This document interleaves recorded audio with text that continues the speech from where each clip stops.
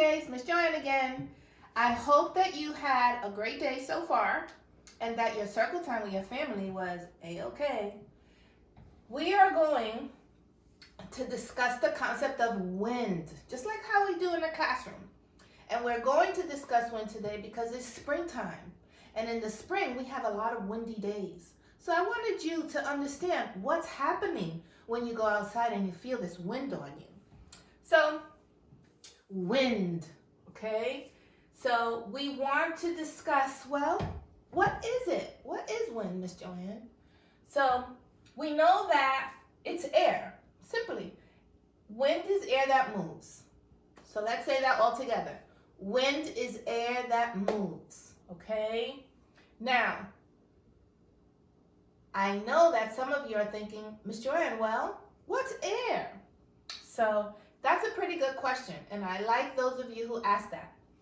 Air is a large group of little tiny particles called molecules.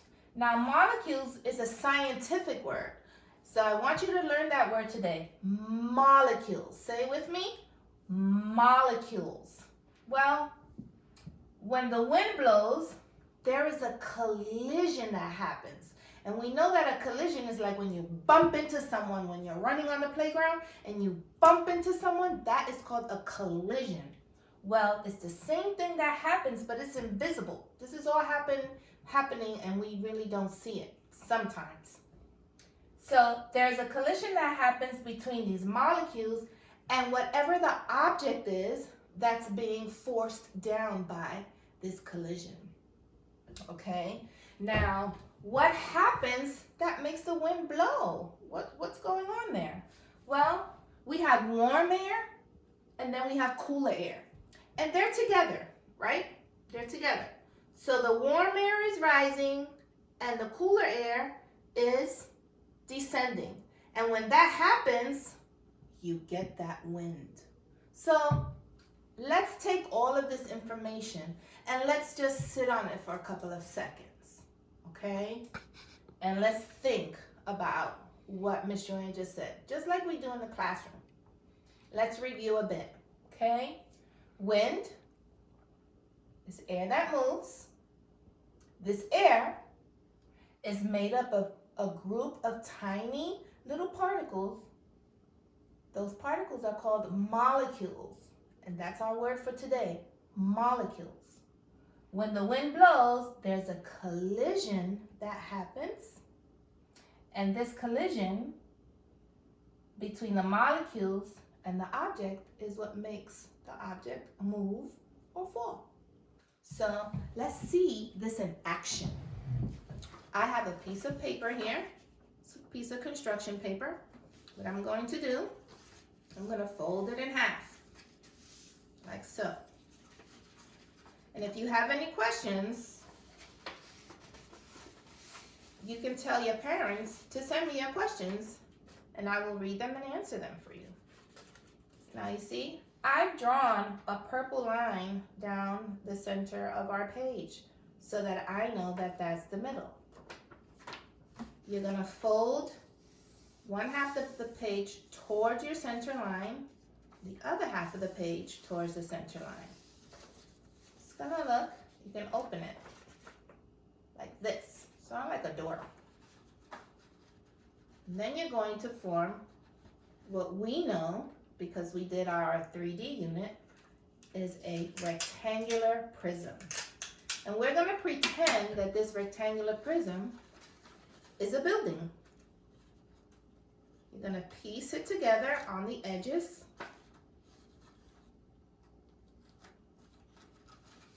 There you go, rectangular prism. And this is what a tall building looks like. This is the top of the building, and this is the base of the building. And that is going to be important in a minute, okay? So here we go. Nothing is happening right now. And the incredible thing about it is that the molecules are still are still moving around because it's still air, right? But the force, there is no force happening that is strong enough to tip this object over. Here's my magazine. And I am going to gently blow air by moving the magazine back and forth. And as you can see, what's happening? Our rectangular prism building is moving. It's actually moving on my table. And as the air becomes more forceful, what happened? Okay, I want you to have that discussion with whomever is watching the video with you. But this is the big question. This is the challenge question, pre-K. I have 2 pennies. And I want you to get 2 pennies at home.